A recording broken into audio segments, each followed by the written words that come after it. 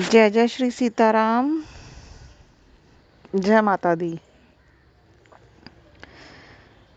9 फरवरी को माघ मास की मौनी अमावस आ रही है, क्योंकि माघ मास में जो अमावस होती है उसको मौनी अमावस कहा जाता है।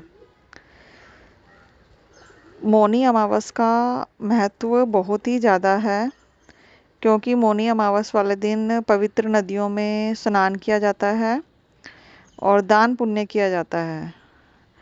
मौनी अमावस में जो व्यक्ति मौन करता है, मौन रहकर दान पुण्य करता है, उसका दान पुण्य उसको आशातीत फल देता है। मौनी विष्णु पुराण के अनुसार अगर मौनी अमावस पर कंबल दान किया जाए या कोई भी गर्म वस्त्र दान किया जाए तो इससे पितरों की आत्मा को शांति मिलती है। ऐसे ही मौनी अमावस को गुड़ के ऊपर तिल रखकर और अपने पितरों का नाम लेकर गाय को खिला दो। 2 किलो, 5 किलो, 7 किलो, जितना आपकी गुंजाइश हो, तो इससे भी आपके जो पितर हैं वो तृप्त हो जाते हैं। मौनी अमावस वाले दिन अगर आप पितृ गायत्री का जाप करते हैं, पितृगणाय विद्महे जगद्धारणाय धीमहि तन्नो पितरो प्रचोदयात्, अगर आप इसका जाप करते हैं तो आपके पितरों को बहुत ही संतुष्टि मिलती है। इस अमावस पर आप सूर्य उदय से पहले एक दीपक सरसों के तेल का भरकर जला दें और उसे पूरी रात्रि तक जलने दें। इससे भी आपको बहुत अच्छा फल मिलता है। ये सब जो कार्य होते हैं ना, ये बेशक हमने मौनी अमावस पर बताए हैं, ठीक है, बट ये दान पुण्य वाले जो भी कार्य हैं, ठीक है, ये तो अगर आप कभी भी करते हैं तो इनका फल आपको अच्छा मिलता है, पॉजिटिव वे में मिलता है। हमारे जो पितर हैं वो होते तो हमारे घर से ही संबंधित है ना, वो पितर ही बनते हैं। तो जब वो ऐसे कार्य करते हुए देखते हैं हमें, तो उनको बहुत प्रसन्नता होती है और वो हमें आशीर्वाद देते हैं, जिससे हमारा घर जो है वो फलता फूलता है।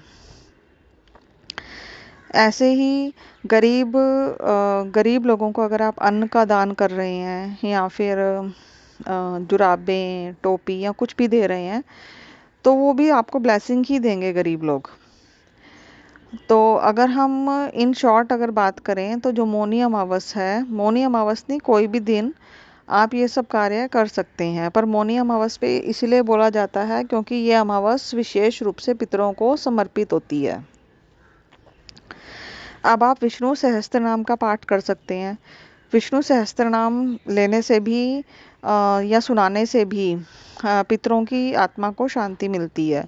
जैसे जब हम गया जी में जाते हैं तो गया जी जो है वो विष्णु जी का ही स्थान है, विष्णुपदी है, विष्णु के पद हैं, वहाँ पे चिन्ह है, ठीक है। तो उसके पास ही फल्गु नदी है, वहाँ पर ही अगर हम पितरों के निमित्त कार्य करते हैं तो पितर बहुत प्रसन्न होते हैं। इसलिए विष्णु भगवान का देव पूजन करना बहुत ही अच्छा रहता है। अगर मौनी अमावस वाले दिन कहीं पर यज्ञशाला बन रही है तो उस यज्ञशाला के बनाने में आप सहयोग कर सकते हैं। या मौनी अमावस से अगले दिन जैसे गुप्त नवरात्रे हमारे शुरू हो जाते हैं, तो मौनी अमावस पर अगर किसी मंदिर में गुप्त नवरात्रों का कोई हवन होने जा रहा है या प्रतिदिन जैसे हवन होते हैं, तो आप वहाँ पर काले तिल, जौ, चावल, ये सब कुछ भी दे सकते हैं। धर्म कर्म का कार्य जितना भी हो आप कर सकते हैं। पक्षियों को अनाज डालिए आप मौनी अमावस वाले दिन, वो भी बहुत अच्छा रहता है। तो जो मौनी अमावस होती है वो एक्चुअल में जो भी दान पुण्य किया जाता है वह मौन रहकर किया जाता है। यानी कि आप सुबह सुबह उठें, नहाएं धोएं, सूर्योदय से पहले आप स्नान कर लें, फिर उसके बाद मौन रहकर आप सबसे पहले दान पुण्य कर दें। कंबल देने हैं या फिर वस्त्र दान करने हैं या अपने अनाज दान करना है या तिल दान या गुड़ दान करना है, गाय को खिलाना है, ये सब कार्य आप पहले कर लें और उसके बाद फिर आप भोजन को ग्रहण करें। क्योंकि कुछ लोग जो है मौनी अमावस वाले दिन व्रत भी रखते हैं और व्रत भी रखते हैं, और कुछ लोग यानी कि जब तक दान नहीं करते तब तक कुछ खाते पीते नहीं हैं। ये सब हमारे सनातन धर्म की एक्चुअल में परंपराएं रही हैं, जिससे हमारे को जुड़ना चाहिए। ठीक है।